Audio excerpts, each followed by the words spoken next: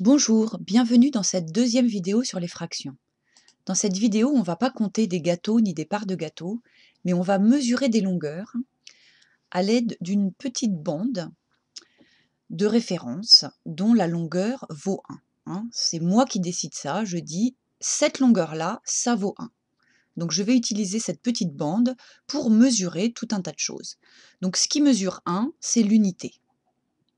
Par exemple, je pourrais utiliser des petites bandes pour mesurer la longueur de cette table, en les plaçant comme ceci, pour voir combien je peux mettre d'unités dans la longueur de ma table.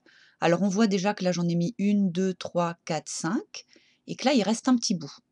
Si je rajoute une unité, ça va dépasser. Donc la longueur de ma table, elle est plus grande que 5, mais elle est plus petite que 6 unités.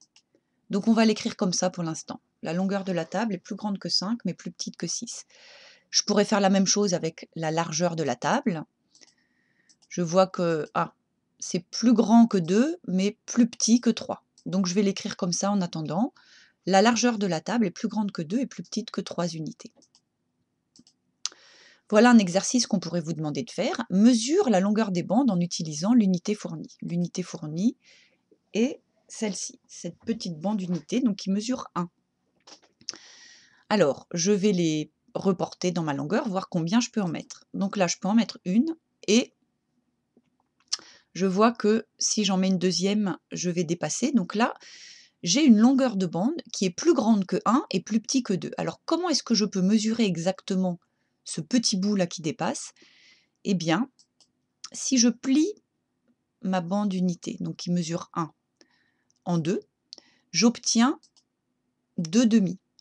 Cette longueur-là, ça vaut un demi, et cette longueur-là vaut un demi. Et donc, là, je vois que toute ma bande, là, ça mesure 1 plus un demi. Et je l'écris comme ça, 1 et un demi. S'il y a des élèves qui parlent de 1,5 et qui l'écrivent comme ça, pour l'instant, à ce stade, c'est trop tôt. Donc c'est correct, mais on va le mettre de côté. Pour l'instant, on ne connaît que les écritures fractionnaires. Ma bande B, je peux y mettre combien d'unités? 1, 2, 2 et un petit bout, qui est exactement, le petit bout qui dépasse, c'est exactement une moitié de bande, donc c'est un demi. Donc là, ma bande, je vais l'écrire une unité plus un demi, que je peux écrire 2 plus un demi. À nouveau, si des élèves écrivent 2,5, il faut leur dire que c'est correct, mais que pour l'instant, on ne l'écrit pas comme ça. Pour la bande C, 1, 2, 3, 4 bandes et un petit bout. 4 plus un demi. Et la bande D, 1, 2, 3, 3 c'est trop grand, 3 et demi c'est trop petit. Alors qu'est-ce qu'on peut faire là? Eh bien, ce petit bout qui dépasse, on voit à l'œil que c'est la moitié de la moitié. Donc ça s'appelle un quart.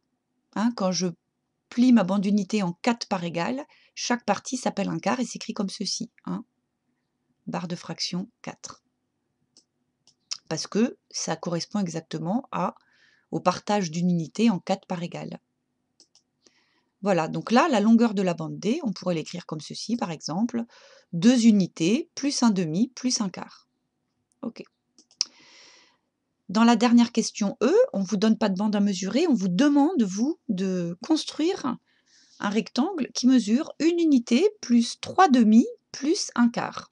Rappelez-vous que les fractions, on les lit de haut en bas. Ça se dit 3 demi. Et ça veut dire un demi plus un demi plus un demi. Alors, allons-y. Ça, c'est une unité. Plus un demi, plus encore un demi, plus encore un demi.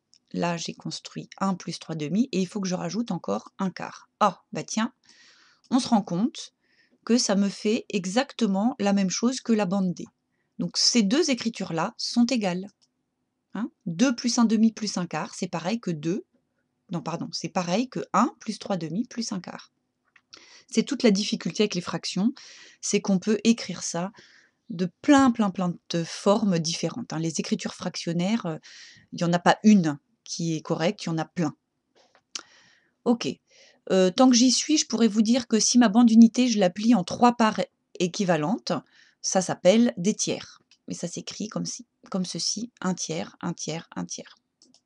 OK. Alors, on va récapituler un petit peu tout ce vocabulaire des fractions. Donc je repars de ma bande unité qui mesure 1. Si je la partage en 2 parts égales, chaque part s'appelle 1/2. Si je la partage en 3 parts égales, chaque part s'appelle 1/3. Et si je la partage en 4 parts égales, chaque part s'appelle 1/4. Donc demi avec un D comme 2, tiers avec un T comme 3 et quart avec un Q comme 4. OK? Donc là, je pourrais écrire aussi que 1, c'est égal à 1/2 plus 1/2, mais aussi 1/3 plus 1/3 plus 1/3, mais aussi 1/4 plus 1/4 plus 1/4 plus 1/4. Tout ça, c'est 1. Toujours la même bande unité. Si cette fois, je la coupe en 5 parts égales, 1, 2, 3, 4, 5, chaque part s'appellera 1/5. Et ça s'écrit comme ceci: 1, barre de fraction, 5. Si je la coupe en 6 parts égales, chaque part s'appelle 1/6. Et ainsi de suite. Si je la coupe en 7 parts, chaque part s'appellera 1/7. Si je la coupe en 8 parts égales, chaque part s'appellera 1/8, etc., etc. Et le plus important, ce sur quoi il y aura une vidéo spécifique, c'est quand je coupe en 10 parts égales. Chaque part s'appelle 1/10. Et ça, c'est très important parce qu'on est dans un système de numération décimale et qu'il se passe toujours quelque chose de particulier quand on en a 10. Hein. Quand on prend 10 unités, ça me fait une dizaine, mais quand on coupe une unité en 10, ça fait des dixièmes et ça joue un rôle très très important. Si je vous parle de la fraction 3/4 maintenant, si je vous demande de me fabriquer une longueur qui mesure 3/4 d'une unité, sachant que c'est ça l'unité, c'est cette longueur-là. Donc comment on fait ça? Alors, il faut déjà s'assurer que on sait couper en 4 l'unité, donc c'est ici que ça se passe, et qu'on en prend 3. Hein. Je vous renvoie à la première vidéo. 4, c'est le dénominateur, c'est le nombre de parts qu'on fait dans l'unité, et 3, c'est le nombre de quarts que l'on considère. 3/4, c'est 1/4 plus 1/4 plus 1/4. Hein. Je vous renvoie à la première vidéo. Donc 3/4, c'est ça. Et donc si je remets ma longueur 3/4 ici en haut, voilà. 3/4 d'une unité, c'est exactement ça. Bien. C'est la fin de cette vidéo, mais je veux vous rajouter tout de suite le bonus pour vous montrer tout ce qu'on peut faire comme exercice avec des bandes à mesurer. Hein. Il y a beaucoup d'exercices là-dessus. Donc une bande unité, c'est un peu l'équivalent d'un gâteau rectangulaire, mais cette fois on s'en sert pour mesurer des longueurs. Et la bande unité, c'est facile à plier en 2, en 4 et éventuellement en 8, si elle est suffisamment longue. Donc voilà un exercice qu'on pourrait vous donner. On vous donne une bande unité, on vous donne ici un segment avec le point O et on vous demande de placer le point A. Et on sait que la distance OA, c'est une unité plus 5/4. Donc comment fait-on ça? Eh bien on place une unité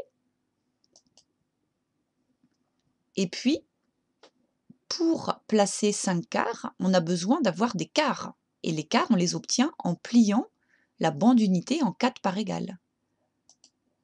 Donc là, j'ai rajouté 4 quarts à mon unité et il me manque encore un autre quart ici. Donc ici, j'ai 1 plus 4 quarts, il faut que je rajoute encore un quart. Donc j'ai besoin de reporter ma bande et c'est ici. Hein, mon point A, il est là. Et là, j'ai bien une distance OA qui mesure 1 plus 1, 2, 3, 4, 5 quarts. Et cette petite longueur-là, c'est bien un quart parce que je les ai obtenus en coupant ma bande unité en 4. Pour le deuxième petit exercice, on veut placer le point B de telle sorte que la distance OB mesure 2 unités plus 2 quarts. Alors, 2 unités, une autre unité et 2 quarts, ben ça va arriver ici. Voilà, mon point B, il est là. une unité, plus une unité, plus un quart, ça fait bien ça, 2 unités plus 2 quarts. Et pour le dernier travail, tu dois placer le point C, on sait juste que OC est égal à 5 demi plus 1 huitième. Alors on y va, on a besoin de demi cette fois. Donc vous voyez, j'ai pris une bande unité que j'ai coupée juste en deux, donc 1 demi, plus 1 demi, plus 1 demi, plus 1 demi, plus, alors là on ne voit pas très bien, 1, 2, 3, 4, 5, 6, 7, 8. Donc là c'est une unité que j'ai coupée en 8. Donc il faut que j'en prenne 4 pour faire un demi, et encore un huitième. Là on ne voit pas très bien. Donc comment on va faire? On va recompter les demi. Voilà, 1 demi, plus 1 demi, plus 1 demi, plus 1 demi, plus 1 demi. Donc ici au passage, on voit que 1 demi, c'est pareil que 4 huitièmes. Donc là, j'ai bien 1, 2, 3, 4, 5 demi. Et il me faut encore un huitième pour placer correctement le point C. Il est là. OK? Mes 5 demi, schématisés ici en rose, plus un huitième. Là, ma distance OC, pardon, ça mesure bien 5 demi plus un huitième. Et si on a besoin, on peut fabriquer des bandes exprès. Si j'ai besoin de colorier 6 septièmes dans une bande, eh bien, je vais m'arranger pour faire une bande unité longue de 7 carreaux, par exemple. Comme ça, ce sera très facile à partager en 7 et je pourrai facilement compter 6 septièmes. Vous voyez, j'ai fabriqué exprès ma bande unité longue de 7 carreaux. Et comme ça, mes 6 septièmes sont faciles à représenter. C'est ça, 6 septièmes, c'est la longueur de la partie rose. Si je veux schématiser 12 cinquièmes, eh ben, je vais me fabriquer une bande unité grande de 5 carreaux. Comme ça, chaque longueur ici, ça mesure 1 cinquième. Et alors, pour 12 cinquièmes, vous voyez que j'ai besoin d'une autre bande unité. Donc là, j'ai 5 et encore 5. Là, j'ai 10 cinquièmes. Ça suffit toujours pas, il m'en faut une troisième. Et là, je peux prendre mes 12 cinquièmes. D'accord? 1, 2, 3, 4, 5. 1, 2, 3, 4, 5. D'accord? Donc tout ça, là, ça me fait 10, plus encore 2, j'ai bien 12 cinquièmes. OK? Si ça, ça mesure 1, tout ça, ça mesure 12 cinquièmes. Dernier exemple. Ah oui, alors, 12 cinquièmes, on peut donc écrire que c'est 10 cinquièmes plus 2 cinquièmes. Les 10 cinquièmes, c'est jusqu'ici, plus encore 2 cinquièmes. Et je peux donc dire que c'est 2 unités plus 3 cinquièmes. Une unité, plus 2 cinquièmes qu'on prend dans la troisième unité. Je peux dire aussi que 9 quinzièmes, c'est plus petit que 1, que 15 quinzièmes, c'est exactement égal à 1, et que 21 quinzièmes, c'est plus grand que 1. Il suffit donc d'imaginer que si je coupe une bande en 15 morceaux, chaque longueur ici, ça représente 1 quinzième. Donc vous voyez bien que 9 quinzièmes, c'est une partie seulement. C'est plus petit que 1, c'est plus petit qu'une unité. 15 quinzièmes, c'est exactement une unité. Et 21 quinzièmes, ben là, j'en ai que 15 unités, donc il faut que j'en reprenne 6 dans une deuxième unité pour avoir 21 quinzièmes en tout. Eh bien, voilà, c'est fini pour cette deuxième vidéo et je vous encourage à regarder à nouveau la première, revisionner celle-ci et puis regarder les prochaines quand elles seront publiées. À bientôt!